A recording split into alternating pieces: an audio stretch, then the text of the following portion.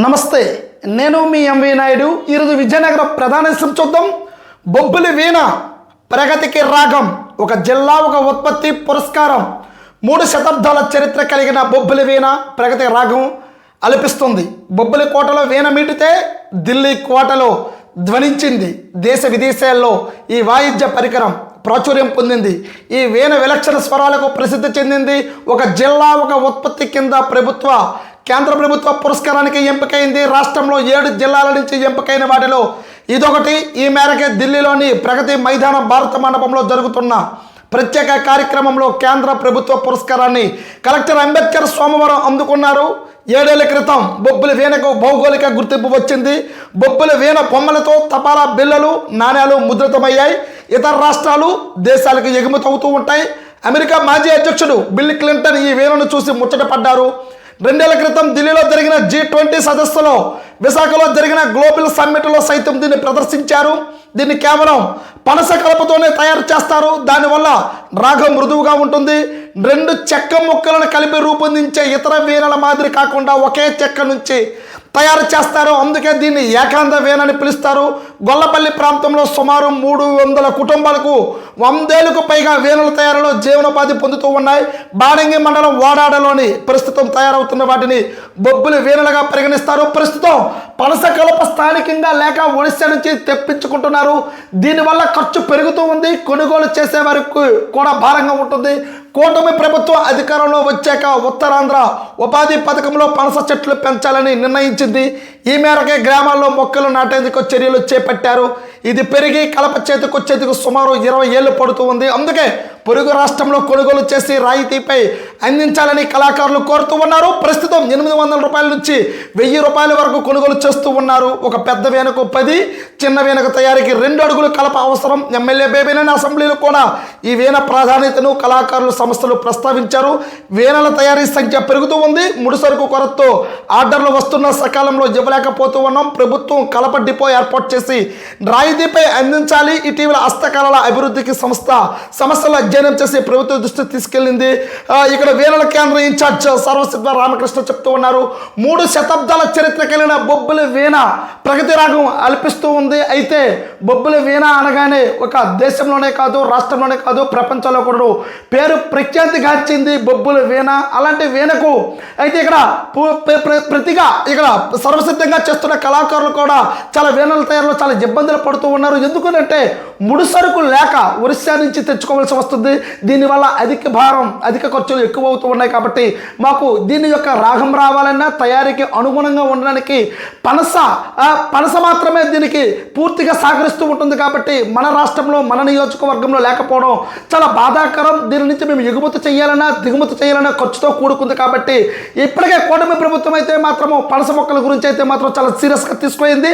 అయితే ఇది మన చేతికి వచ్చేసరికి 20 సంవత్సరాలు పడుతుంది. కాబట్టి అంతవరకు ఒక రాయితీ ఇప్పించాలని కళాకారులు అయితే మాత్రము చాలా ప్రాధాన్యపడుతూ ఉన్నారు. ఈ మధ్య కాలంలో కూడా స్థానిక ఎమ్మెల్యే బేబీ నాయుడు కూడా అసెంబ్లీలో కళాకారుల గురించి అలాగే బొబ్బిలి వీణ గురించి కూడా ప్రస్తావించారు.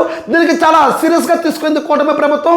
ఖచ్చితంగా మీకు అనుగుణంగా కావలసిన మొత్తం డ్రా మెటీరియల్ అంతా కూడాను మీకు సిద్ధం చేయడానికి కూడా సిద్ధంగా ఉన్నట్టుగా కూటమి ప్రభుత్వం కూడా ఈ మధ్యకాలంలో చెప్పడంతో చాలా చొరవ తీసుకుంటున్నారు. కలెక్టర్ కూడా తెలుస్తూనే ఉంది. అలాగే బొబ్బిలిలోని మరొక ప్రధాన విషయం చూద్దాం. 5 ఏళ్ల నిర్లక్ష్యం, అనుక్షణం గండం. బొబ్బిలి నియోజకవర్గంలోని కీలకమైన రహదారుల నరకానికి నకలగా మారాయి. ఓ పక్క లోతైన గోతులు, మరో పక్క వర్షంతో బురద నీరు చేరే ప్రయాణానికి పాటలు పడుతూ ఉన్నారు. అరచేతిలో ప్రాణం పెట్టుకుని వాహనాల్లో కూర్చోవలసి వస్తుందని ప్రయాణికులు వాపోతూ ఉన్నారు. ఈ మధ్యకాలంలో ఎమ్మెల్యే బేబీ నాయుడు చొరవతో నిధులు మంజూరయ్యాయి. టెండర్లు పిలిచి పనులు ప్రారంభించాల్సి ఉంది. బొబ్బిలి తిర్లం రహదారులకు 4.50 కోట్లు. చిలకపాలెం, రామభద్రాపురం, రాయిగాడ రాష్ట్రీయ రహదారి పరిధిలో ఉత్తరవల్లి నుంచి రామభద్రాపురం మీదుగా బొబ్బిలి వరకు మరమ్మతులకు 4.50 కోట్లు మంజూరయ్యాయి. బాడింగి మండలం పిరపింకి ఆకులకట్ట రహదారులకు 1.80 కోట్లు టెండర్లు పిలిచారు.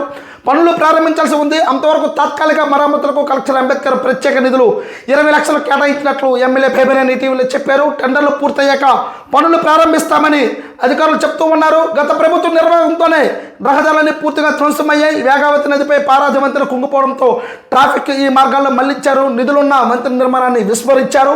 ఫలితంగా భారీ వాహనాలకు తిరిగి రోడ్లన్నీ దెబ్బతిన్నాయి. అయినా ఏనాడు మరమ్మతులు చేసిన దాఖలా లేవు. ఇప్పుడు మోకాలు లోతుగా ఏర్పడ్డాయన్నట్టుగా చూస్తూ ఉన్నాం. బొబ్బిలి నియోజకవర్గంలో రోడ్లు ఒక నియోజకవర్గమనే కాదు, ఏ నియోజకవర్గంలో చూసినా సరే రోడ్లు అనేవి చాలా అంధకారంగా మారుతూ ఉన్నాయి. వాహనాల నుంచి వెళ్ళాలంటే మాత్రం వాహనదారులు చోదకులు అయితే మాత్రం చాలా ఇబ్బంది పడుతున్న వైనాలు కథనాలు అయితే మనం చూస్తూనే ఉన్నాం. అయితే గత ప్రభుత్వం ప్రధానంగా అయితే మాత్రం పారాది వంతెన అనేది పురాతన వంతెన, అది చాలా దెబ్బతినడంతో ఆ యొక్క వంతెన డైవర్ట్ చేయడానికి గత ప్రభుత్వం పల్లెల్లో నుంచి భారీ నుంచి అతి భారీ వాహనాలన్నీ కూడా రావడం జరిగింది. దీనివల్ల చాలా ఇబ్బంది పడ్డారు. అయితే ఇప్పుడు పూర్తిగా కూటమి ప్రభుత్వం వచ్చిన తర్వాత కలెక్టర్ ఆదేశాలతో మరమ్మతులకు అయితే మాత్రము ఇక్కడ 20 లక్షల రూపాయలు కూడా నిధులు స్థానిక ఎమ్మెల్యే బేబీ నాయన ప్రస్తావించగా కొంత నిధులు అయితే వచ్చాయి. అయితే ఈ మధ్యకాలంలోనే పూర్తిగా కోట్ల రూపాయలు వచ్చినప్పుడు కొంతమంది గుత్తేదారులు ముందుకి వచ్చిన తర్వాత ఈ పూర్తిని కూడా రోడ్లు అనేవన్నీ మరమ్మతులు చేపించి ఎవరికి ఇబ్బంది లేకుండా చేస్తామని స్థానిక ఎమ్మెల్యే బేబీ నాయన చెప్తూ ఉన్నట్టుగా తెలుస్తుంది. అలాగే విజయనగరంలో మరో ప్రధాన విషయం చూద్దాం. పల్లె సీమలకు సామాజిక వరం, అభివృద్ధి కార్పొరేట్ సంస్థలు ఆర్థిక సాయం. గ్రామీణ ప్రాంతాల్లో సామాజిక సమస్యలను కార్పొరేట్ సంస్థలు పరిష్కరిస్తూ ఉన్నాయి. ఇందుకు ఆర్థిక భరోసా అందిస్తూ కీలక పాత్ర పోషిస్తూ ఉన్నాయి. ఆరోగ్యం, విద్య, గ్రామీణాభివృద్ధికి అవసరమైన నిధులు కేటాయిస్తూ వెనకబడిన విజయనగరం జిల్లాకు వరంలా మారాయి. కార్పొరేట్ సామాజిక బాధ్యత కింద ఈ కంపెనీలు గత ఏడాదిలో విడుదల చేసిన నిధులతో జిల్లా అధికారులు పలు అభివృద్ధి కార్యక్రమాలు చేపడుతూ ఉన్నారు. విజయనగరం ప్రభుత్వ ఐటీఐలో నైపుణ్య శిక్షణకు అనువుగా ప్రయోగశాల నిర్మాణానికి 45 లక్షలు కేటాయించారు. జిల్లా పోలీసు యంత్రాంగానికి శాంతి భద్రతల పరిరక్షణకు డ్రోన్లు సమకూర్చేందుకు 44.25 లక్షలు ఇచ్చేందుకు ఆమోదం లభించింది.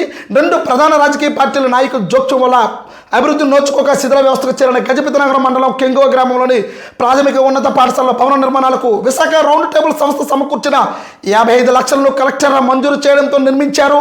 ప్రస్తుతం తరగతులు అందులోనే జరుగుతూ ఉన్నాయి. మరిన్ని సిఎస్ఆర్ నిధులు సేకరించి వివిధ రంగాల్లో సమస్యల పరిష్కారానికి పలు కార్యక్రమాలతో ప్రగతికి వినియోగిస్తామని జిల్లా కలెక్టర్ డాక్టర్ బిఆర్ అంబేద్కర్ పేర్కొన్నారు. మారుతున్న కాలానికి అనుగుణంగా విద్యా రంగంలో పలు రంగంలో మార్పులకు సిఎస్ఆర్ కార్యకలాపాల ద్వారా జిల్లా యంత్రాంగం కృషి చేస్తూ ఉంది. భారత డైనమిక్ లిమిటెడ్ కంపెనీ వంటి కంపెనీలు కూడా పెద్ద మొత్తంలో నిధుల సేకరణకు కలెక్టర్ బిఆర్ అంబేద్కర్ చొరవ చూపారు. 100 ప్రభుత్వ పాఠశాలలో డిజిటల్ విద్యకు అవసరమైన పరికరాలకు ₹1 సమకూర్చారు. ఇప్పటికే ప్రభుత్వ పాఠశాలలో బోధన, డిజిటల్ అభ్యాసానికి స్మార్ట్ గదుల నిర్మాణానికి పాఠశాలను కూడా సంస్థల సాయాన్ని సద్వినియోగం చేసుకుంటుంది. ప్రభుత్వం పేద విద్యార్థులకు నాణ్యమైన విద్య అందించేందుకే బీసీ, ఎస్సీ, ఎస్టీ వసతి గృహాలకు నిర్వహిస్తుంది. ఇప్పటికే ఉన్న భవనాలు శిథిల వ్యవస్థకు చేరడం, వసతులు లేని చోట్ల విద్యార్థుల ఇబ్బందుల దృష్ట్యా వీటిని నిర్మిస్తూ ఉన్నారు. ప్రాధాన్యత క్రమంలో విజయనగరంలోని సాంఘిక సంక్షేమ వసతి గృహాలకు 14.50 లక్షలతో అదనపు గదులు నిర్మించారు. 54.50 లక్షలతో పూసపేట రేఖ మండలంలోని అదనపు భవనాలు నిర్మించారు. దివ్యాంగుల రెసిడెన్షియల్ పాఠశాలకు పడకలు, ఇతర వసతులు, బీసీ వసతి గృహాల్లో 4 RO ప్లాంట్లు ఏర్పాటు చేశారు. ఘన చరిత్ర కలిగిన మహారాజా ఆసుపత్రిలో కార్పొరేట్కు ధీటుగా రోగులకు సేవలు అందించే లక్ష్యంతో సిఎస్ఆర్ అండ్ ఎన్పిసిఎల్ నిధులతో 99.47 లక్షలతో ఆధునిక వైద్య పరికరాలు సమకూర్చారు. 7.16 లక్షలతో గజపతినగరం ప్రాంతీయ ఆసుపత్రికి వైద్య పరికరాలు అందించారు. జిల్లా రెడ్ క్రాస్ సొసైటీ నిర్వహిస్తున్న రక్తనిధికి 11.34 లక్షలతో విద్యుత్ జనరేట్ చేస్తున్నట్టుగా మనం చూస్తూనే ఉన్నాం. పల్లె సీమలకు కూడా సామాజిక వరం. గ్రామీణ ప్రాంతంలో సామాజిక సమస్యలు కార్పొరేట్ సంస్థలు అయితే మాత్రం చాలా ముందుకు వస్తూ ఉన్నాయి. గ్రామీణ ప్రాంతాల్లో విద్య, వైద్య, ఆరోగ్యం చాలా వెంటాడుతూ ఉంటుంది కాబట్టి, వెనుకబడుతూ ఉంటాయి కాబట్టి సామాజిక స్వచ్ఛంద సంస్థలు అయితే ముందుకు వస్తూ ఉన్నాయి. అయితే కూటమి ప్రభుత్వం పిలుపుకైతే మాత్రం చాలా స్వచ్ఛంద సంస్థలు ముందుకు వస్తూ ఇక్కడైతే మనం ప్రధానంగా చూస్తున్నాం. గజపతి నగరంలోనే ఇక్కడ కెంగువ గ్రామానికి అయితే మాత్రం 2 పార్టీల అతీతంగా గతంలో అయితే మాత్రం చాలా వరకు చాలా ఇబ్బందులు అయితే మాత్రం ఆ ఊర్లో అయితే మాత్రం 2 పార్టీల వల్ల చాలా వరకు నాడు నేడు విషయంలో కానీ పూర్తిగా గ్రామాల అభివృద్ధిలో అయితే మాత్రము చాలా ఇబ్బంది పడ్డారు. అయితే ఒక్కసారి యువత అందరూ కూడా ముందుకు వచ్చి ఇవి పార్టీలకు అతీతంగా అక్కడ ఉన్న పెద్దలతో మాట్లాడి, అలాగే కొండపల్లి శ్రీనివాస మంత్రి ఇక్కడ చొరవ చూపించుకొని రౌండ్ టేబుల్ సమావేశంలో కూడా మాట్లాడి ఆ యొక్క గ్రామానికి పూర్తి నిధులు వచ్చినట్టుగా కలెక్టర్ అంబేద్కర్ కూడాను అక్కడ ప్రాథమిక ఉన్నత పాఠశాలలు కూడా పూర్తిగా నిర్మించడం జరిగింది. అలాగే ప్రతి ఒక్కరు స్వచ్ఛంద సంస్థలు అయితే మాత్రం గ్రామాల్లోనికి ప్రతి యువకులు అందరూ కూడా కక్ష సాధింపులు వెంట పక్కన పెట్టుకుని గ్రామ అభివృద్ధికి, పురోగతికి వీళ్ళందరూ కూడా స్వచ్ఛందంగా ముందుకు వస్తే ఖచ్చితంగా గ్రామాభివృద్ధి అనేది చెందుతూ ఉంటుంది. కాబట్టి ఇప్పటికీ కూటమి ప్రభుత్వం పిలుపుతో స్వచ్ఛంద సేవా సంస్థలు అయితే ముందుకు వస్తూ ఉన్నట్టుగా తెలుస్తూ ఉంది. ప్రతి గ్రామంలోనూ కూడా విద్య, వైద్య, ఆరోగ్యం, ఇక్కడ ఎస్సీ, ఎస్టీ, మైనార్టీ పూర్తిగా అన్ని వర్గాలకు కూడా వసతులు కల్పించాలనే ఆలోచనతో అయితే మాత్రం కూటమి ప్రభుత్వం పిలుపుతోనైతే మాత్రం స్వచ్ఛంద సంస్థలు వస్తున్నట్టుగా మనకు తెలుస్తూ ఉంది. అలాగే బొబ్బులని మరొక ప్రధాన విషయం మనం చూద్దాం. ప్రాజెక్టులు పూర్తి చేస్తాం, పొలాలకు నీరు అందిస్తామని అంటూ ఇక్కడ బొబ్బిలో ఒక ప్రధాన విషయం మనం చూస్తూ ఉన్నాం.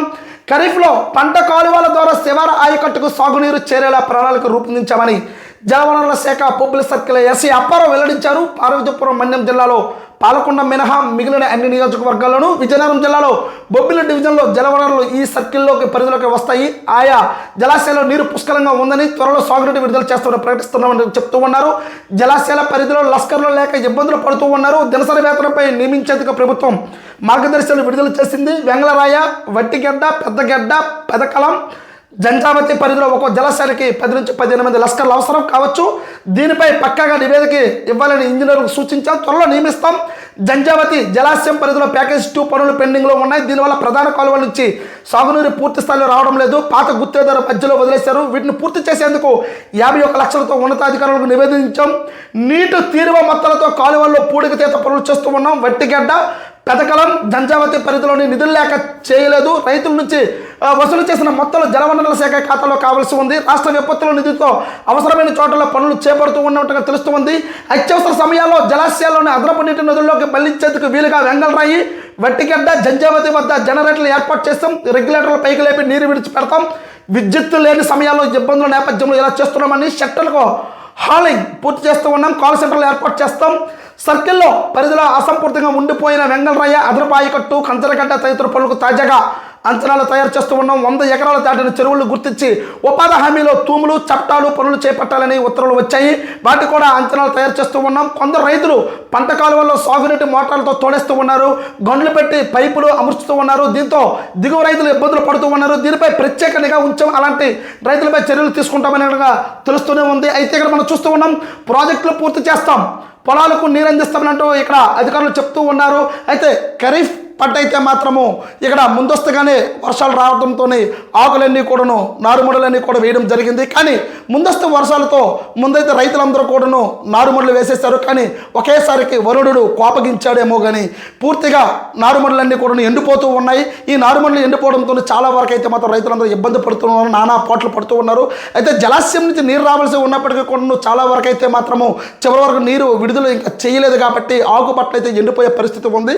అయితే ఇప్పుడే ఇలా ఉంటే చేతికి వచ్చే రైతుకైతే మాత్రం వేసే ఆకుబట్టలే ఎండిపోతే పూర్తిగా రైతుకి చేతికి వచ్చే పంట ధాన్యం వచ్చినంత వరకు బిక్కుబిక్కుమని ఎదురు చూస్తూ ఉంటాడు. కాబట్టి అయితే మొదట్లోనే ఇలాంటి యొక్క కష్టం వస్తుంది అని అనుకోలేదు రైతు. అయితే అకాల వర్షాలు రావడంతోనే అయితే నారు బట్టలన్నీ కూడా పండించడానికి అయితే చాలా నానా పాట్లు, అక్కట్లు అయితే చిక్కట్లు ఇవన్నీ పడుతూ ఉన్నట్టుగా అయితే కథలు మనం చూస్తూ ఉన్నాం.